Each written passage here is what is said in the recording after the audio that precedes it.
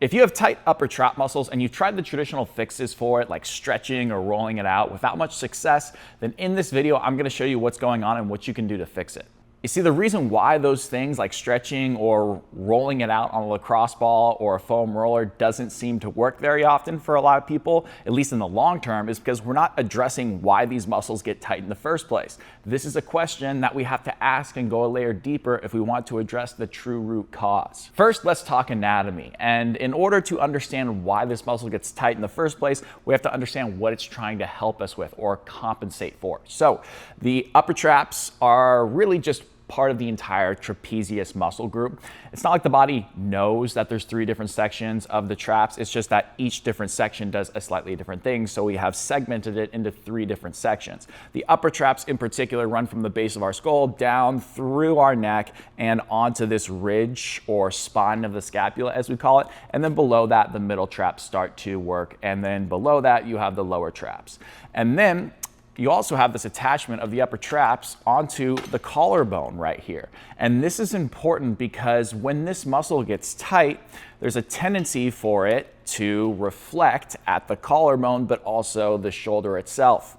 So what you typically see correlated with tight upper trap muscles is the scapula being pulled forward and shrugged, but also the space between the collarbone and the scapula also decreasing in nature as well. So the collarbone gets kind of pulled into this position where this space right here gets closer between here and also the collarbone. But what's key to understand is the tightness in the upper traps isn't happening in isolation. It's not like this is tight and then the rest of the upper back is loose or not tight.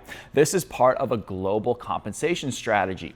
And what's usually happening here is that the upper traps in particular are trying to assist us in being able to get the shoulder to rise up. So what should typically happen as we lift our arm overhead is that you should see this upward rotation of the scapula. The upper traps should assist in pulling it into this sort of motion right here and elevating it higher. However, what's going on in many cases is that people have a lot of tightness and compression of tissues and musculature on the backside of the rib cage.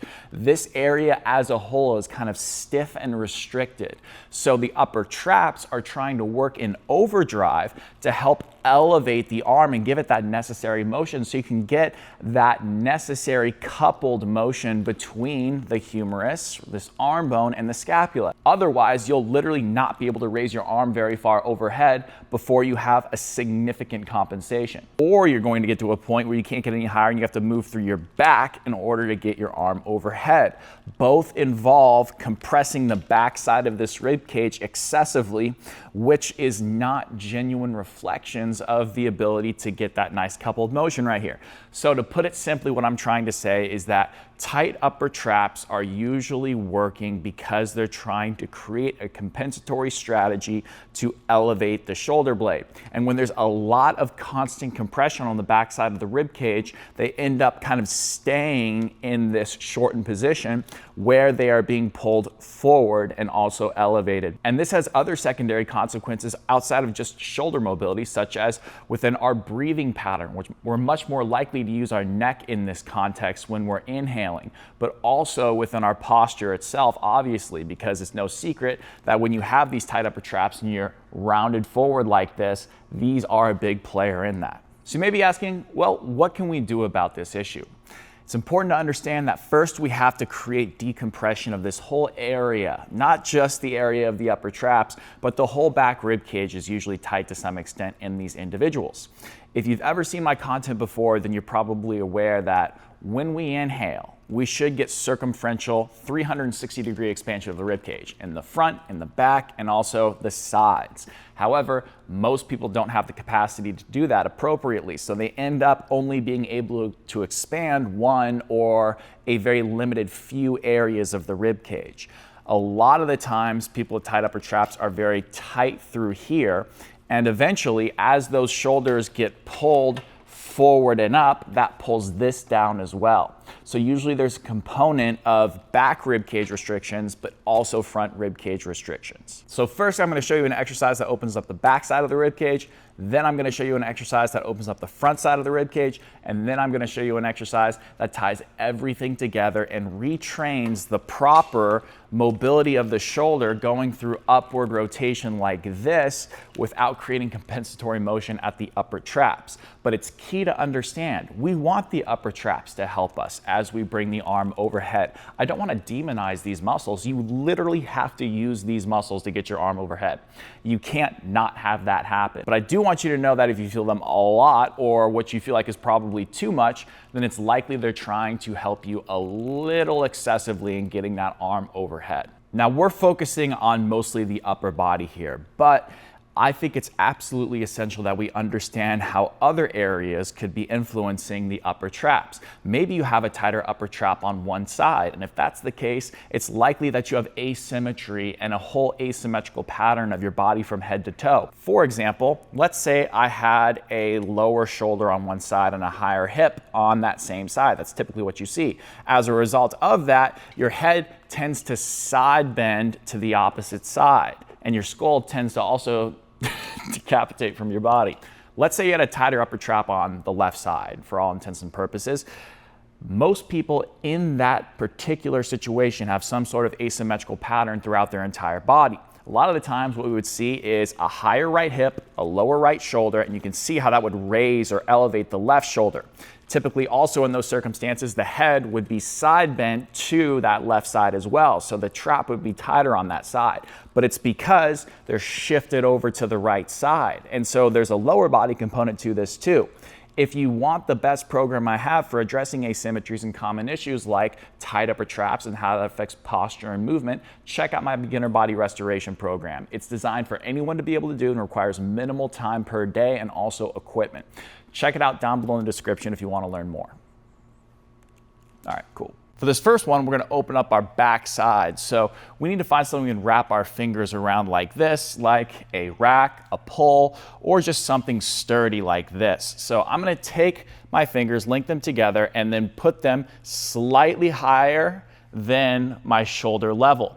And then what I'm going to do is just back far enough away to where I'm not, dumping under like this, or I have to arch my back to do this. I just need to be far enough away where I can keep my elbows 5% unlocked, and I can keep my head stacked over my rib cage and also my pelvis with my weight evenly distributed amongst my foot between my heel, base of the big toe, base of the little toe. So for me, it's probably right about here. Perfect. Now, all you're gonna do, again, just keep your eyes straight ahead, keep your sternum facing straight ahead, your breastbone, and just stay totally relaxed. Feel grounded through the floor, very slightly bend your knees, and then just allow yourself to push your rib cage back and separate your shoulder blades away from your spine.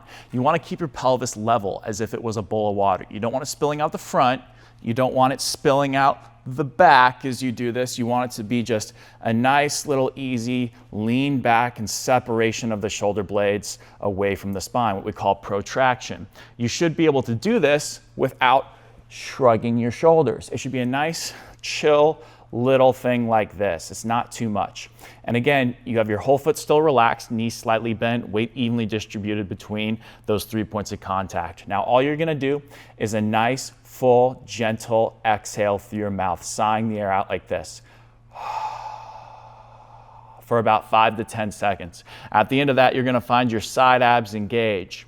And then you're going to pause, put your tongue on the roof of your mouth, and then inhale silently but fully through your nose, not losing much tension that you got in the side abs at the end of the exhale. So a full rep looks like this.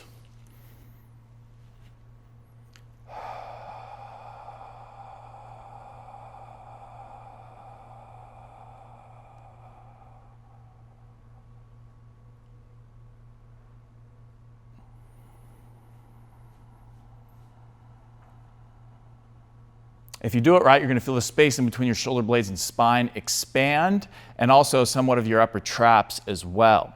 It's just key that you time the breath properly. Full exhale, 5 to 10 seconds, 2 to 3 second pause with your mouth closed, and then just letting the air fall into you as you inhale for about 3 to 5 seconds. For this next one, you want to be in this position where you have your feet against the wall, hip width apart, and you're going to feel on the wall the same points of contact as the first exercise. Your heel, base of the big toe, base of the little toe, evenly on both sides, and your feet and toes are relaxed otherwise. And you want your shin to be around parallel with the floor. Now, all you're gonna do is relax back and tilt your chin so that way it's passively pointing towards the ceiling. No tension in your neck. And you wanna make sure at your pelvis, you're feeling your PSIS contacts, those sort of like knuckles on the back side of your pelvis. I'll put an image right here to help you identify exactly where those are. If you're not feeling them, you can get a little bit closer or further away from the wall, depending on your own individual situation. Now, all you're gonna do is take your hands in this position right here, linking them so that way you have a little bit of like a triangle in between that space that you're creating, that gap. And you're just going to, again, chin passively point at the ceiling. You're gonna just let that relax on the top of your head like this. What this is gonna do is keep tension out of your traps and keep tension out of your back, but still create an ability for you to expand the front side of your rib cage like this. Now, the breathing is exactly the same as it was in the last exercise. You're gonna let the air fall out of your mouth for a full, gentle, sighing exhale.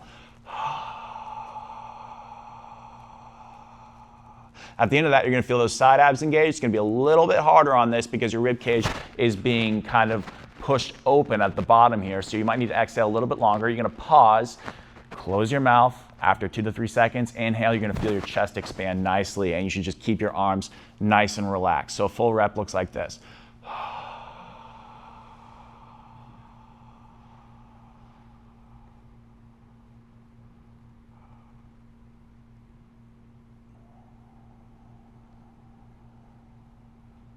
It's key here that we don't lose that side ab tension we got as a result of that exhale. Don't try to squeeze and hunker down and do a crunch. The only reason why your side abs, not your six pack, but your side abs engage is because you are exhaling, not because you're consciously squeezing them. The only conscious thing you're going to do is hold on to them a little bit during the inhale. And you should feel your chest rise with your belly at the same time.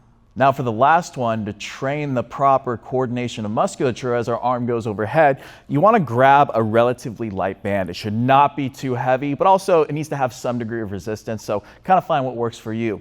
You're going to get a shoulder width grip on that band, and then you're going to start it down by your side like this. You want to make sure that your chin is nice and passively pointed towards the ceiling. You want to feel your PSIS contacts on both sides, and feet are grounded. Now, to start, you're just gonna push down very gently with the arm that's down by your side. As you do that, don't let your neck come with you. Keep your chin passively pointed at the ceiling, just a little drop of the shoulder there. That's gonna engage your side abs on that side. Now, starting with your thumb down of the active side, it's almost as if you're drawing a sword out of a sheath as you take your arm overhead and twist your elbow and thumb very slightly out as you do that. All the while, you're maintaining a little bit of pressure down through here. If you need to adjust the band's resistance a little bit, that's okay. You're just looking for like a 4 out of 10 resistance on that band in terms of intensity of how much resistance it's giving you. Notice how I'm getting rotation through my arm as I go overhead. If I do this right, I'm gonna feel muscles on the bottom side of my shoulder blade working, like my low trap muscles, and minimal engagement for my upper trap muscles. The key is to stop going overhead. You might not be able to get as far overhead as I'm getting.